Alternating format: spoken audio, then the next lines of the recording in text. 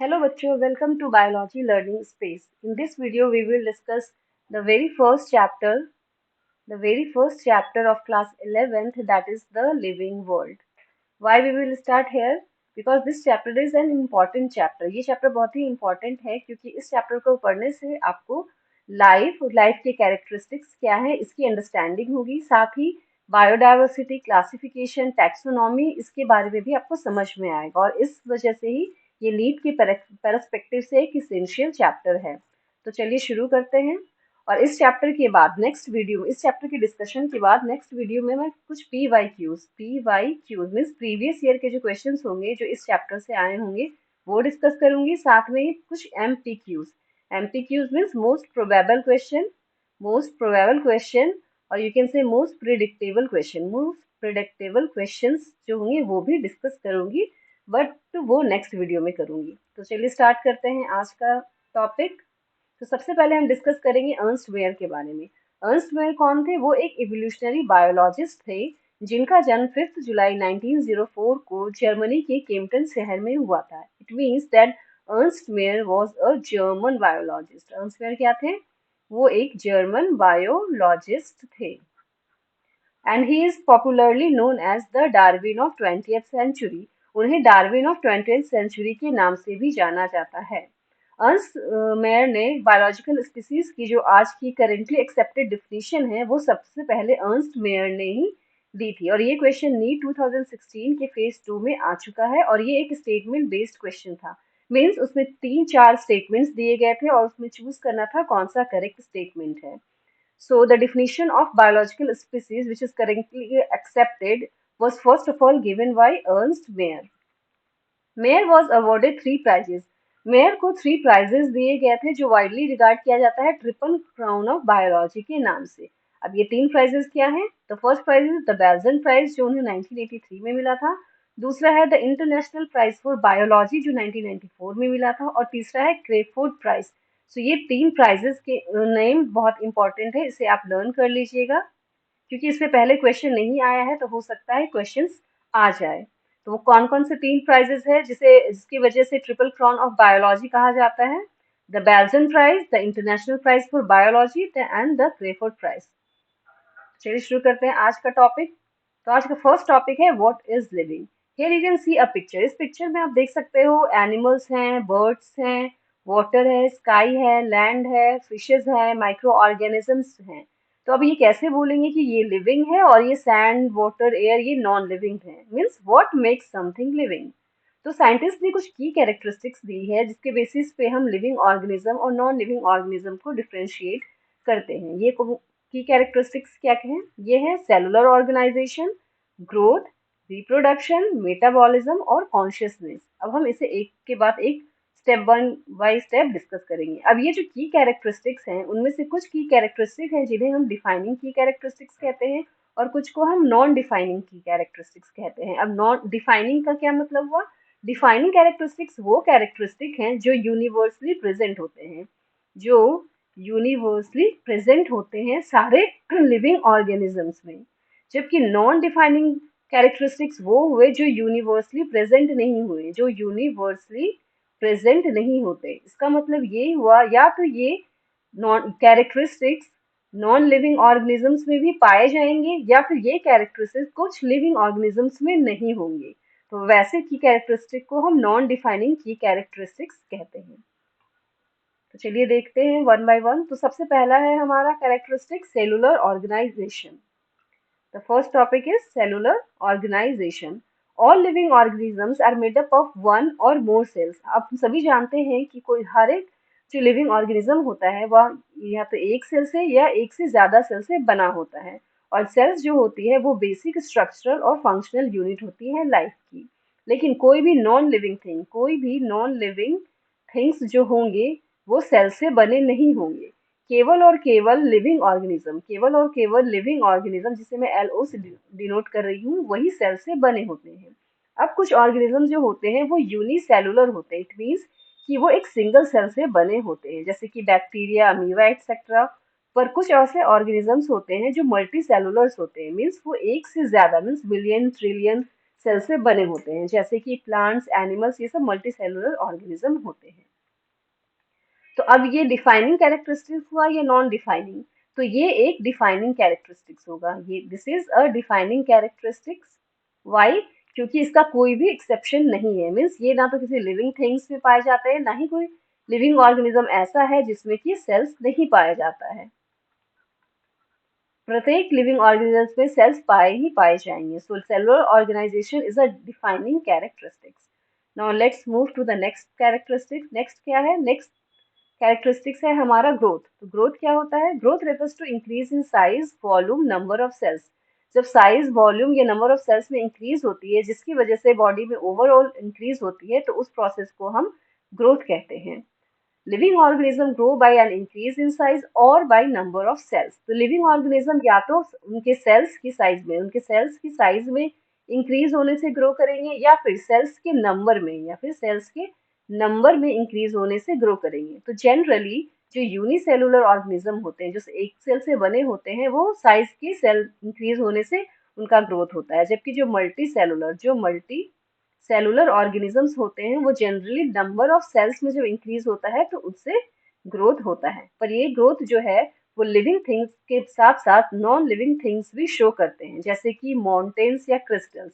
पर ये ग्रो कैसे करते हैं? ये ग्रो करते हैं मटेरियल के एक्यूमुलेशन से, मीन्स मटेरियल के जमा होने से। आप कर सकते हैं स्टोर, जैसे कि फॉर एग्जाम्पल आप सैंड ड्यून की बात कर लो। तो ये एक सैंड ड्यून है, अगर आप इसमें सैंड डालते जाओ तो ये ग्रो कर रहा है, तो ये एक नॉन लिविंग थिंग है। बट सैंड के डालने से इसकी साइज बढ़ रही है, तो ये ग्रोथ शो कर रहा है। इसलिए non living things plus living things जो होते हैं वो दोनों ग्रोथ शो करते हैं। तो इस वजह से हम इस कैरेक्टरिस्टिक को नॉन डिफाइनिंग कैरेक्टरिस्टिक्स की कैटेगरी में रखते हैं। This is a non defining characteristic. Next move to the let's move to the next characteristic. This is reproduction. Reproduction क्या है? Reproduction is the process of producing offspring.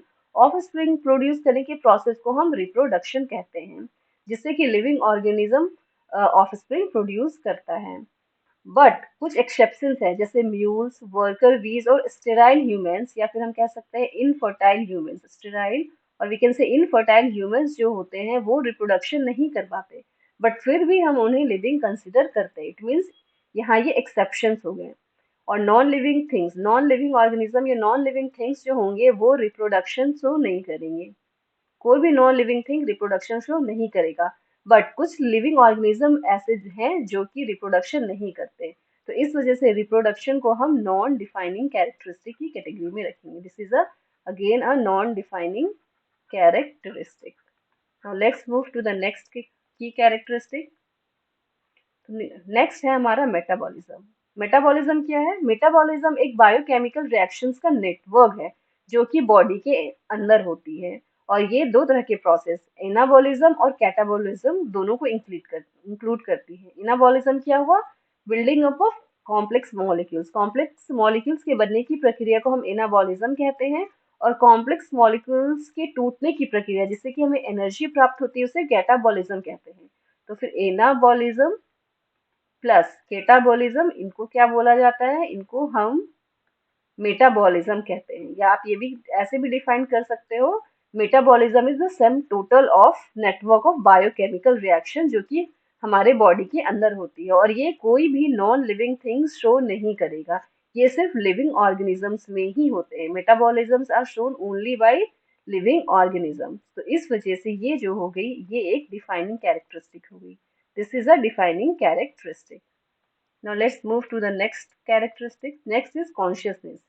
Consciousness क्या है? It is the ability to be aware of surroundings. हमारे surroundings में क्या हो रहा है, अगर हम इसके aware हैं तो इसको हम consciousness कहते हैं। अब ये जो कॉन्शियसनेस है वो ह्यूमंस, एनिमल्स और प्लांट्स सभी शो करते हैं। बट डिफरेंस ये है कि ह्यूमंस और एनिमल्स जो है वो high level of consciousness show करते हैं, जबकि प्लांट्स जो होते हैं वो बहुत ही very basic level of responsiveness show करते हैं। बट यहाँ भी एक्सेप्शन है, जो कोमा पेशेंट्स होते हैं उनमें कॉन्शियस अवेयरनेस नहीं होते हैं, but they are still considered living. जब वो रिकवरी की फेज में होते हैं तब वो कॉन्शियस होना शुरू करते हैं। तो इस वजह से कोमा पेशेंट्स का एक्सेप्शन हो गया, तो ये एक नॉन डिफाइनिंग कैरेक्टरिस्टिक हो गया। This is a non defining characteristic. So इस टॉपिक के डिस्कशन से हमें क्या पता चला? The defining characteristic of living organisms are two. First one is metabolism and the next one is cellular organisation. दो ही की कैरेक्टरिस्टिक ऐसे हैं जिसे हम डिफाइनिंग की कैरेक्टरिस्टिक कहेंगे। वो है एक metabolism and next is cellular organisation. अगर आपको लगता है कि कॉन्शियसनेस भी एक डिफाइनिंग कैरेक्टरिस्टिक्स है तो आप कमेंट करके बता सकते हो क्यों। Now let's move to the next topic. Next topic is diversity of life. Scientists estimate that about 1.7 to 1.8 million species have been discovered so far.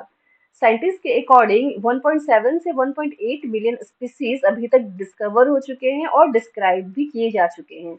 But still more are awaiting to be discovered. लेकिन अभी भी बहुत सारे organisms को describe करना है और ये एक कंटिन्यूअस प्रोसेस है जो चल रहा है। These includes plants, animal, microorganism। ये क्या इंक्लूड करते हैं? इसे प्लांट्स, एनिमल और माइक्रो ऑर्गेनिज्म कहते हैं। दिस रेफर्स टू बायोडाइवर्सिटी और इन्हें हम बायोडाइवर्सिटी कहते हैं। तो बायोडाइवर्सिटी को हम डिफाइन कर सकते हैं। Biodiversity is the sum total of number and types of organism present on earth. Earth में जितने भी तरह के और जितने भी नंबर के plants, animal, micro organism present हैं उन सबको मिलाकर हम बायोडाइवर्सिटी कहते हैं। This diversity is organised through classification system. अब इस डाइवर्सिटी को हम एक क्लासिफिकेशन सिस्टम से ऑर्गेनाइज करते हैं। क्यों? क्योंकि इससे स्टडी में इजी होती है और साथ ही इवोल्यूशनरी रिलेशनशिप्स जो होती है ऑर्गेनिजम्स में उसको समझने में साइंटिस्ट को इजी होता है। इस वजह से क्लासिफिकेशन सिस्टम बनाया गया है और सारे लिविंग ऑर्गेनिजम्स को क्लासिफाई किया गया है। Next topic is taxonomy and systematics. What is taxonomy? Taxonomy is the branch of biology that deals with identification, naming and classification of organism. Taxonomy biology का वह ब्रांच है जो डील करता है आइडेंटिफिकेशन, नेमिंग और क्लासिफिकेशन ऑफ ऑर्गेनिज्म के process से। और ये जो होते हैं वो बेसिक प्रोसेसेस होते हैं टैक्सोनॉमी में। Why this is important? Because it brings uniformity, क्योंकि एक यूनिफॉर्मिटी लाता है और साथ ही कंफ्यूजन को अवॉइड करता है। अब नेक्स्ट टॉपिक है हमारा क्लासिफिकेशन ऑफ ऑर्गेनिज्म। अब ये जो ऊपर टर्म्स हमने पढ़े उसके बारे में जान लेते हैं। तो पहला टर्म था हमारा आइडेंटिफिकेशन। आइडेंटिफिकेशन क्या है? It is the process of recognising an organism as distinct. जब हम किसी ऑर्गेनिज्म को रिकॉग्नाइज कर देते हैं तो उस प्रोसेस को हम कहते हैं आइडेंटिफिकेशन। नेक्स्ट है नोमेनक्लेचर। नोमेनक्लेचर क्या है? It is the naming organism scientifically. जब ऑर्गेनिज्म को आइडेंटिफाई कर दिया जाता है तब उन्हें एक साइंटिफिक नेम दिया जाता है। तो इस प्रोसेस को हम नोमेनक्लेचर कहते हैं। बट ये साइंटिफिक नेम जो होता है वो ऐसे ही नहीं दिया जाता है, कुछ एग्रीड प्रिंसिपल्स और क्राइटेरिया के बेसिस पे नेम्स दिए जाते हैं। इसमें भी प्लांट्स और एनिमल्स, इन दोनों की जो नेमिंग की क्राइटेरियाज है वो डिफरेंट है।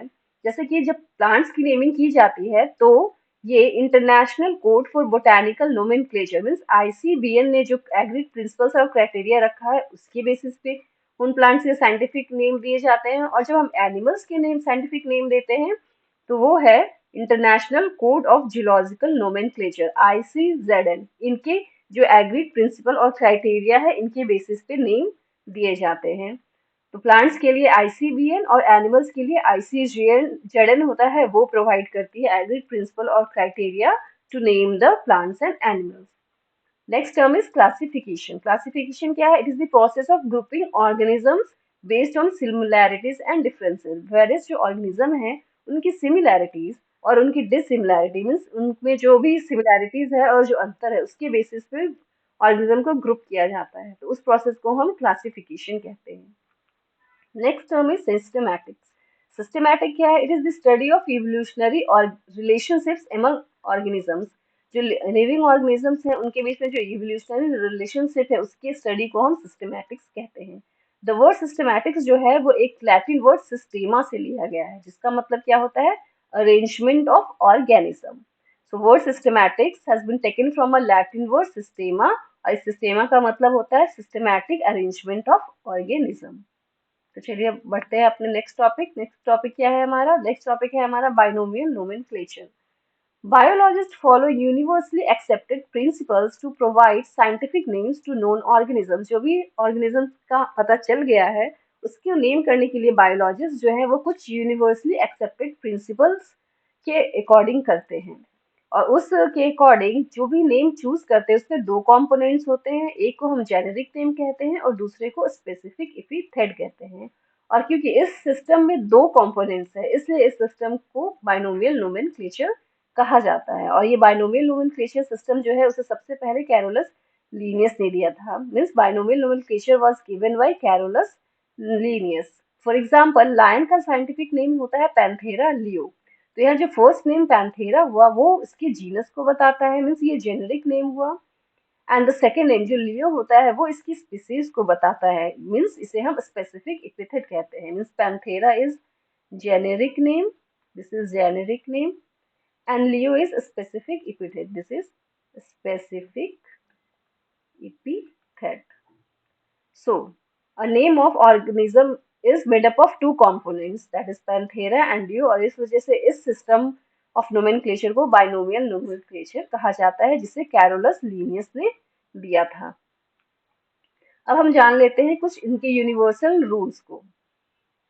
Other universal rules of nomenclature, तो पहला क्या है, biological names are generally in Latin. Biological names जो होते हैं वो लैटिन में होते हैं एंड रिटन इन इटैलिक्स, और ये इटैलिक्स में लिखे जाते हैं even if they come from other languages. अगर अदर लैंग्वेजेस से आए हों तो भी ये लैटिन में होंगे और इटैलिक्स में लिखे जाएंगे।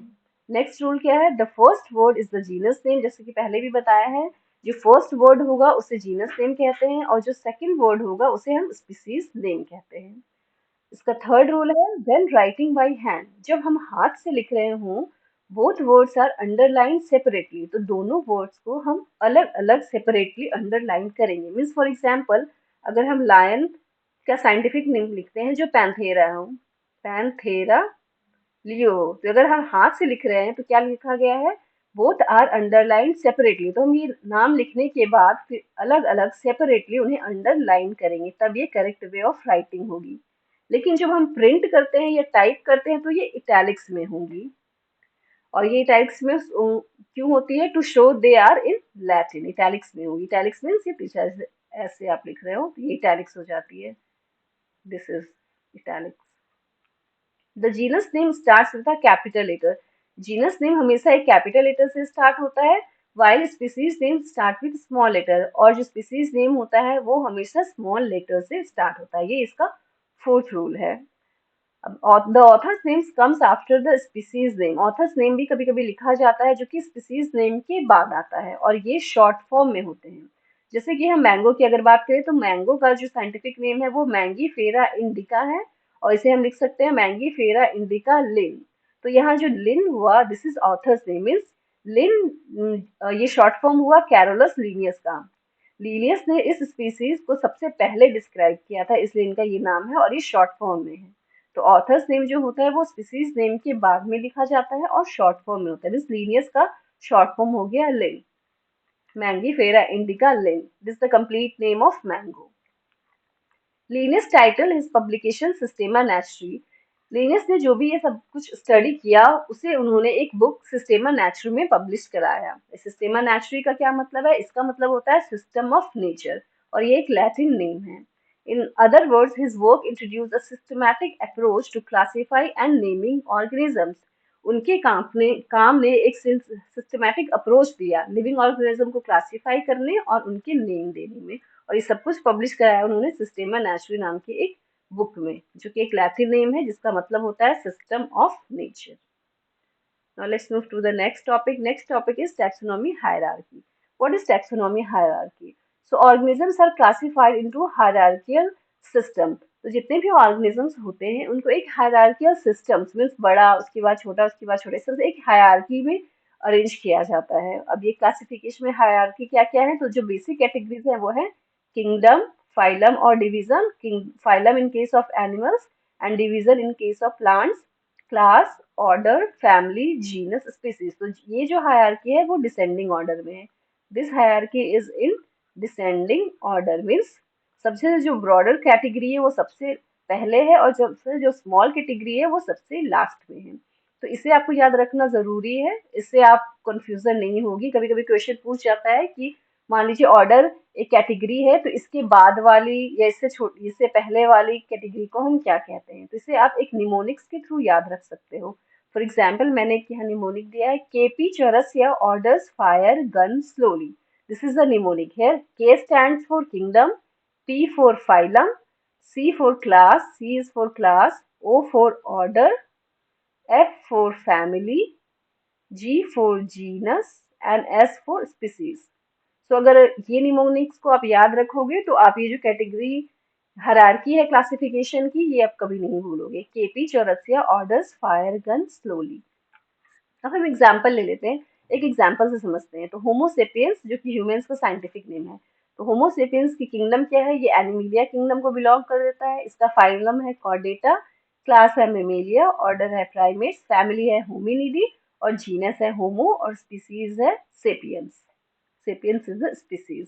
सो ये हायरार्की है ह्यूमंस की। Now let's move to the next topic which is kingdom. अब सारे जो कैटेगरीज हैं उन्हें वन बाय वन स्टडी करते हैं। तो फर्स्ट कैटेगरी जो है वो है किंगडम। तो kingdom is the broadest and highest rank. जो क्लासिफिकेशन सिस्टम की जो हायरार्की है उसमें सबसे ब्रॉडेस्ट और हाईएस्ट रैंक किंगडम की होती है। Organisms are grouped into kingdom based on fundamental characteristics. तो किंगडम में हम ऑर्गेनिज्म को ग्रुप करते हैं उनके फंडामेंटल कैरेक्टरिस्टिक्स के अकॉर्डिंग, जैसे कि cell structure, mode of nutrition और रिप्रोडक्शन। ये कुछ ऐसे चीजें जिनके बेसिस पे हम सारे ऑर्गेनिज्म को किंगडम में डिवाइड करते हैं। जैसे कि एग्जांपल हो गया Animalia. Animalia is an example of kingdom. इसमें हम ऐसे एनिमल्स को रखते हैं जो कि मल्टी सेलुलर होते हैं और कैपेबल ऑफ मूवमेंट, मीन्स वो मूवमेंट कर सकते हैं। जैसे कि होमोसेपियंस, पैंथेरा, ल्यू, ये किंगडम एनिमिलिया में आएंगे क्योंकि ये मल्टी सेलुलर भी होते हैं और ह्यूमंस और लायन दोनों मूव भी कर सकते हैं। नेक्स्ट किंगडम है प्लांटी। अब प्लांटी में हम ऐसे ऑर्गेनिजम्स को रखते हैं जो कि मल्टी सेलुलर तो होते हैं बट ये यूजुअली स्टेशनरी होते हैं, मतलब ये मूव नहीं कर सकते हैं। साथ में ही ये ऑटोट्रॉफिक होते हैं, मीन्स अपना फूड खुद बना सकते हैं। तो ऐसे ऑर्गेनिजम्स को हम प्लांटी में रखते हैं, जैसे कि wheat plant, mango plant etcetera. तो ये जो दो एग्जाम्पल्स हैं वो दो किंगडम के एग्जाम्पल्स हो गए। अब नेक्स्ट रैंक जो है या नेक्स्ट कैटेगरी जो है वो है फाइलम और डिवीजन। तो एनिमल के केस में हम फाइलम लिखते हैं और प्लांट्स के केस में हम डिवीजन लिखते हैं। This category groups organism based on major body plans and structural features. तो फाइलम या डिवीजन में हम मेनली बॉडी प्लान्स के बेसिस पे या फिर स्ट्रक्चरल फीचर के बेसिस पे हम डिवाइड करते हैं।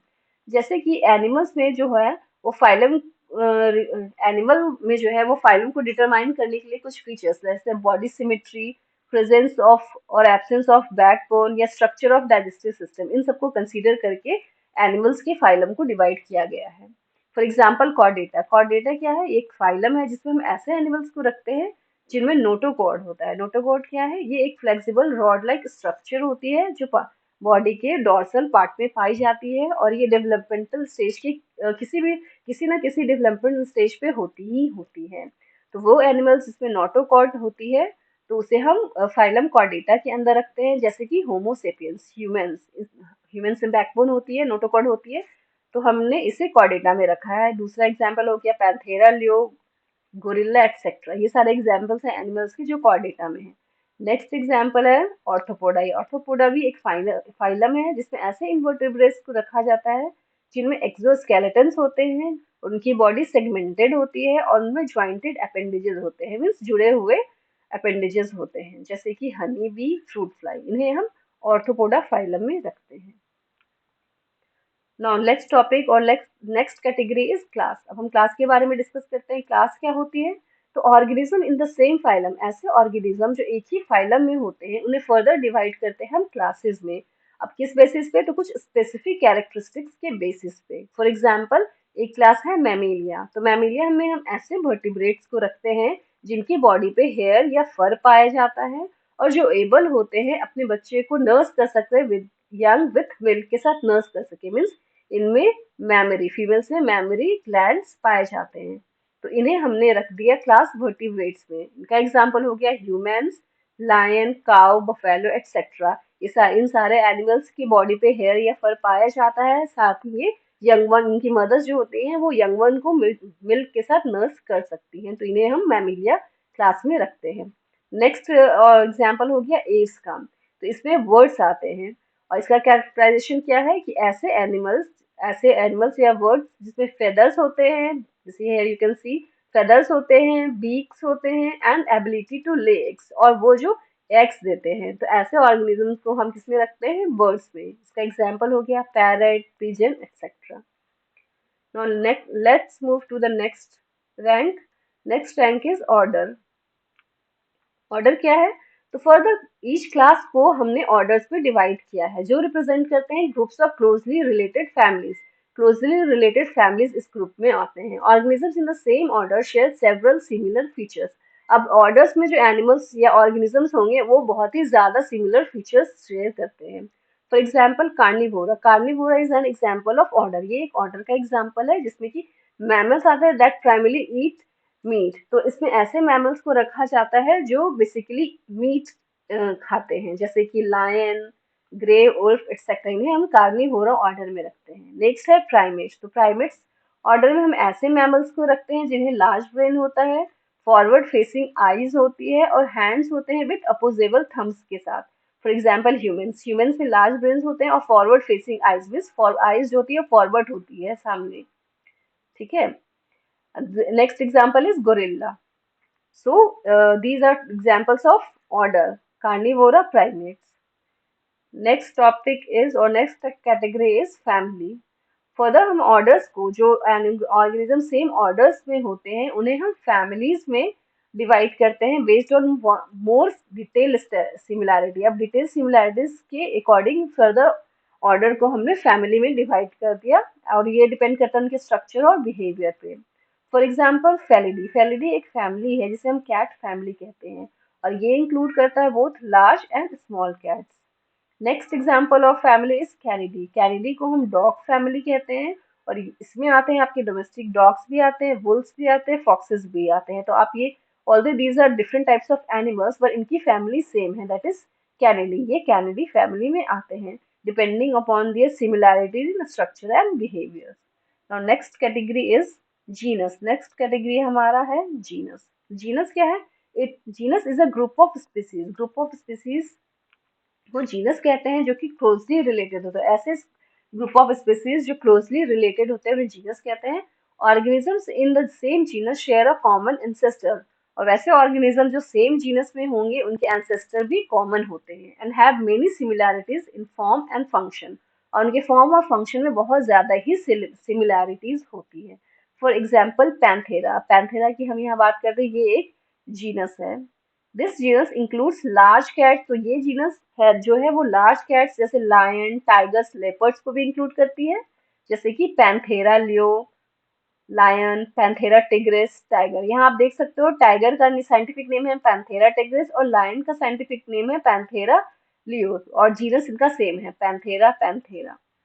ओके। तो जीनस पैंथेरा जीनस जो है वो क्या इंक्लूड करता है? लार्ज कैट्स को। Next example is Homo. Homo भी एक जीनस है और ये इंक्लूड करता है humans and their close relatives को, जैसे कि होमो सेपियंस। ये not me Homo sapiens humans, Homo neanderthalensis, Neanderthal man जिसे कहते हैं। तो ये जीनस इनका सेम है, होमो होमो। Now let's move to the last category of this hierarchy system, which is species. This is the most important characteristic, the most important category. The species is the most specific category. Important ये क्यों है? क्योंकि ये जो है वो most specific category होती है पूरी classification system में या hierarchy में, representing a group of individuals that can interbreed। और ये represent करती है ऐसे group of individuals को जो कि interbreed कर सके और साथ ही साथ can produce fertile offspring और fertile offspring produce कर सके। Each species has a unique scientific name। और सर प्रत्येक स्पीसीज का एक यूनिक साइंटिफिक नेम होता है, मीन्स वो साइंटिफिक नेम किसी और स्पीसीज का नहीं होगा, which is the combination of genus and species name. और ये साइंटिफिक नेम किस चीज का कॉम्बिनेशन होता है? जीनस और स्पीसीज नेम का। ये मैंने आपको पहले भी बताया। फॉर एग्जाम्पल ह्यूमंस का जो साइंटिफिक नेम है वो है होमो सेपियंस। तो यहाँ होमो जो हो गया वो जीनस हो गई और सेपियंस जो हुआ स्पीसीज नेम हो गई। The species name refers specifically to humans. तो जब हम होमो सेपियंस कहते हैं तो इसका मतलब ये होता है कि हम ह्यूमंस को ही रेफर कर रहे हैं, मॉडर्न ह्यूमंस को हम रेफर कर रहे हैं। आप ह्यूमंस लिखो या फिर मॉडर्न ह्यूमंस को रेफर कर रहे हैं, ना कि निंडरथल निंडरथल ह्यूमन या anything else. We are referring to humans, that is modern man. Here the organism with their taxonomic category. Here it is an important table है जो कि NCERT से लिया गया. This table is from NCERT. ये एक important table है जिसमें कुछ organisms के name है और उनकी taxonomic category है. Means इनकी biological name है, genus name है, family है, order है, class है, phylum और division है. और इससे क्वेश्चन भी नीट 2021 में आ चुका है जो कि एक MCQ बेस्ड क्वेश्चन था जिसके अकॉर्डिंग पूछा गया था कि the which organism belong to Muscidae, और उसमें कुछ ऑर्गेनिजम्स के एग्जाम्पल ऑप्शन में ABCD में दिए गए थे और पूछा गया था कि कौन सा ऑर्गेनिज्म जो है वो म्यूसीडी फैमिली को बिलोंग करता है. तो ये क्वेश्चन पहले भी आ गया है और आगे भी आ सकता है, इस वजह से ये एक इम्पॉर्टेंट टेबल है. Learn it you should learn it. अब नेक्स्ट वीडियो में हम प्रीवियस क्वेश्चंस जो है प्रीवियस ईयर के क्वेश्चन PYQs, जैसे पहले भी मैंने आपको बताया PYQs, इस चैप्टर से जितने भी PYQs होंगे वो डिस्कस करूंगी. साथ में कुछ MPQs, मोस्ट प्रोबेबल क्वेश्चंस, और you can say most predictable questions भी डिस्कस करूंगी जो बेस्ड ऑन दिस चैप्टर. ये क्वेश्चन या तो इंटायरली न्यू होंगे जो कभी नहीं आए होंगे या फिर मॉडिफाइड होंगे. मीन्स जैसे कि ये क्वेश्चन था वो MCQ बेस्ड क्वेश्चन था, तो अब ये क्वेश्चन या तो असर्शन रीजन में कन्वर्टेड हो गया हो या फिर स्टेटमेंट बेस्ड क्वेश्चन में कन्वर्ट कर दिया हो या फिर मैच द फॉलोइंग में कन्वर्ट कर दिया हो. इस टाइप की क्वेश्चंस होंगे. तो अगर ये वीडियो आपको हेल्पफुल लगी हो तो प्लीज़ मेरे चैनल को लाइक और सब्सक्राइब कीजिएगा. साथ ही अपने फ्रेंड्स और फेलो लर्नर्स के साथ शेयर भी कीजिएगा. And also don't forget to turn on your notification bell so that you won't miss next video. Thanks for watching. Happy learning.